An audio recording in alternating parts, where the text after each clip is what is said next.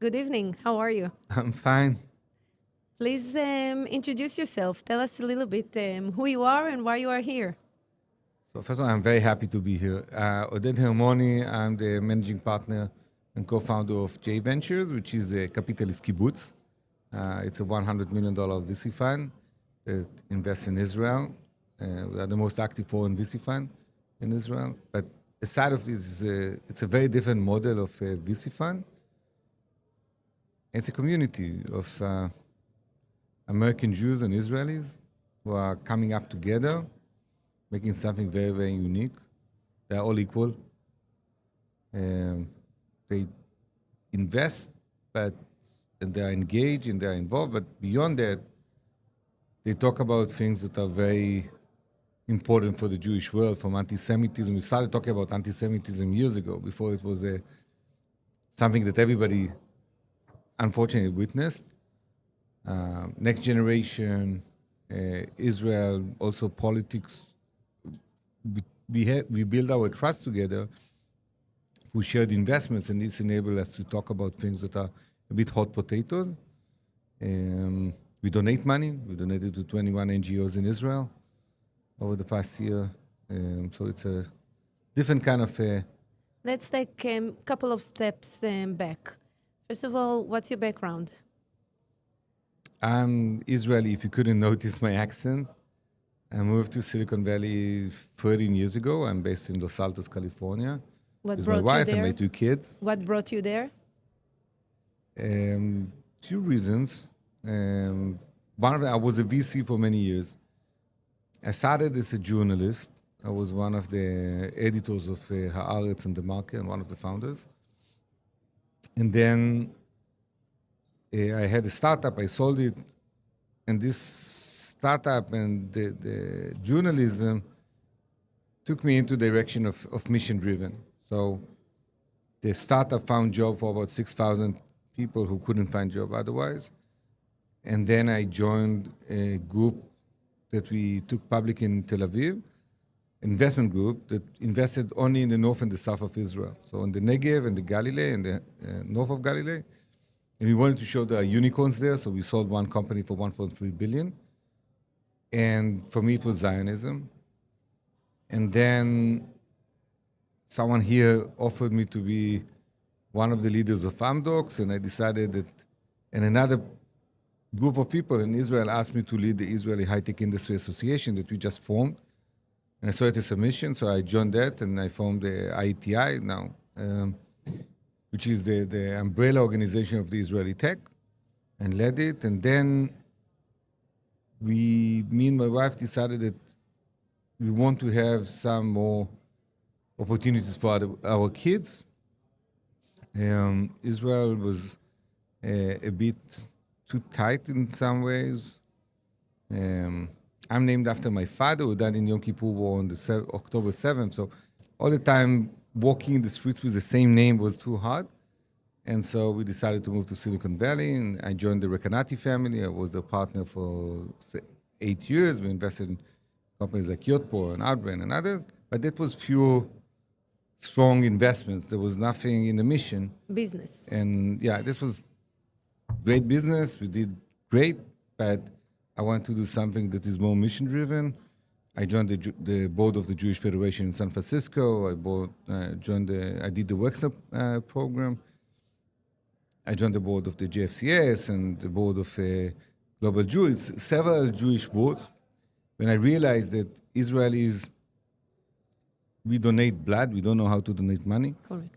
And we need to do the transformation in order to be part of this community. So that was what brought me here. So that was 8 years ago. That was 13 years ago. When did you start the We started J Ventures? Ventures around 8 years ago, yeah. Okay. So looking back 8 years, what would you consider the biggest achievement so far? To bring 500 investors, who are all Jewish. They're all equal, the billionaires and the regular people. They all invest the same amount. They can invest more than 500. They can invest less than 100. And to keep them quiet and listening to each other. Instead of 500 opinions, but 500 people listening to each other. and give them respect and trust, even if they come from different backgrounds. We have modern Orthodox. We have Reforms. We have the head of the Reform movement, the head of the conservative movement. We have several rabbis who are Orthodox rabbis. We have settlers and we have left-wing, and we have people that come from different shades of Judaism. We have lots of business people. We have 160 VCs who invested in us personally. Wow. The only VC in the world. We have 250 executives, mostly VP and C-level in Google, in Facebook, and those kind of companies. We have 150 serial founders, 40 family offices, 3 rabbis. We have 150 people who sit on Jewish boards, from the 2 heads of the Federation of San Francisco and Los Angeles. And all of them respect each other and want to listen to each other. This is, I think, it's a startup. The fact that Jews can be in one room and not having their own opinion, but listening, this is the biggest achievement of my life. And it's a big thing, especially among the Jewish community. I mean, again, the fact that we are, KPMG named us as the most active foreign VC fund in Israel, the fact that we really donated to kibbutzim and made the impact on them, all those things, we have a lot of good companies. And what I like about them is the resilience. We see the Israeli companies in our portfolio. One that the CEO went to fight in October 7th in Kfar Aza, then was 4.5 months in reserve duty, had 150% growth in his revenues, raised money, $42 million from one of the top tier VCs. This is resilience. We have 13 companies who did the same path. Which brings me to the next question. How did October 7th change things for you? I'm guessing it changed. Maybe I'm wrong. It changed for all of us. On October 7th, I sent an email to all of our kibbutz members, and I said the Jewish world changed forever. I didn't even know how deep it would be. We acted very fast. One of our members is here, Ruby Khan, that is, and it's important to mention his son, Itai Khan, that was kidnapped. He's an Israeli soldier and an American citizen. And he gave me a call on October 8th. He said how we can use J Ventures' power to be in the White House and to be in CNN. And we got to the White House on the same day. But the whole community started acting very, very fast. I think it happened all over in different communities, from donation of 81 billboards for the hostages to 5 ambulances and things like that. So on October 16th, we started our donation arm that gave about $1 million to different NGOs in Israel.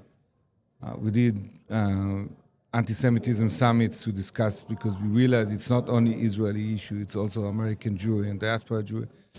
But I think what was very, very vivid, we did on October 1st of last year, we did our Rosh Hashanah event on Zoom, and this was a reflection of October 7th in our eyes, each of our community, and we had about 15 speakers. There were our kids who are in colleges. They came to meet girls, and they ended up leading and meeting the presidents just to fight for the Jewish world. We had our own kids who served in the Israeli army underground in Gaza. It was some of our Jewish investors in America who were very progressive and understood that without Israel, there's nothing. But one of the things that happened is that our Israeli members were talking with us and talking about how they've been feeling about this. And during this conversation, Iran started shooting missiles, and they had to go to the shelters and continue this discussion from the shelters. And for the American Jew and the Israelis, that was a very, very strong feeling of what it means October 7th and going forward. It's this brotherhood and partnership, and it affects all of us. So it affected me definitely. In a way, I created J Ventures to October 7th. I said to Laura Lauder and Jim Koshland, my partners. Laura was my visionary partner. Jim Koshland, who's one of the owners of Levi's, was still my partner, is the chairman of the group. When we started, I said, one day Israel will be isolated. One day the Jews will be threatened. And both of them, Jim was the chairman of Berkeley Endowment Fund, was one of the strongest women in the West Coast, and the chairman of the Jewish Federation. It was so far away from us. And it's important now to see that Florida is so strong with the Jewishness. the Israelis feel here very, very secure. The American Jews feel here very secure. It doesn't happen in Silicon Valley. In Silicon Valley, we are facing anti-Semitism. We are facing Jews who hate Jews. We have the next generation that feels that the values as American Jews is being translated to hate Israel. So we have a lot to bridge among each other, and it's very important to connect. And this is why we are giving priorities now to bring people from Florida, because we want different shades of Judaism, that people here, they see Israel in different way in Judaism. Has it changed the goals of or the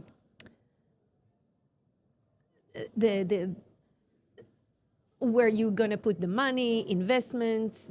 Has it changed since October 7 or since seeing the anti-Semitism rising in United States and deciding to maybe invest more in education, more in, like you said, the next generation, making sure that...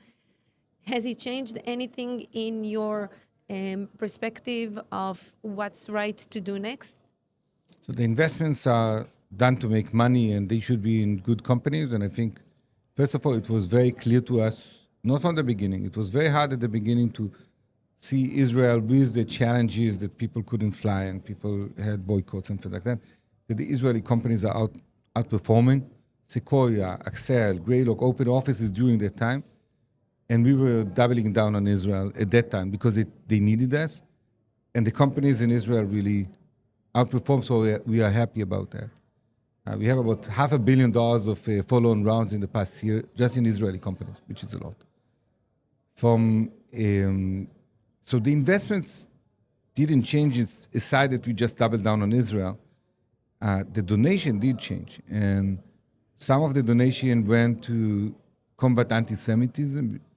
And what was beautiful about the donation arm that we created is that most of the donations were done to Israeli NGOs that were not formed as NGOs even. We had to donate for things to find ways to donate to them.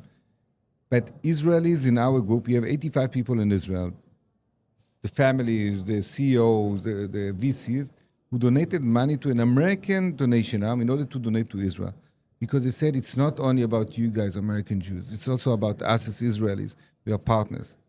And I think that is the way that we should look at each other. We have a unique, very unique opportunity now for American Jewry and the diaspora Jews and Israelis to think together, not saying the Western wall is only for the Israelis because they lost blood over there, that other issues that never been interesting for the Israelis as much or to the American Jews, we are one together. They don't ask us when they are anti-Semites. They feel against us because of who we are. We're all Jews. We need to be proud of it. And we need to work together. That's the idea. Yeah. That's already a great and that achievement. That event this week is an amazing way to do it, by the way. So, perfect. Conclude. You want... So you want us to just to conclude? Okay, so are you still recording? So first of all, thank you very much. Okay, yeah, we're just gonna conclude. Thank you very much for coming here. Thank you for speaking to the crowd tonight. Thank you for everything that you're doing. As an Israeli who's been living here for 23 years, I'm also a council member at the IAC, the Israeli American Council. I agree with you 150% that our job is to raise the next generation and to make sure that anti-Semitism stops now. So 100%. Thank you very much for coming up with this amazing idea 8 years ago and for following through. That's it. Thank you for hosting me.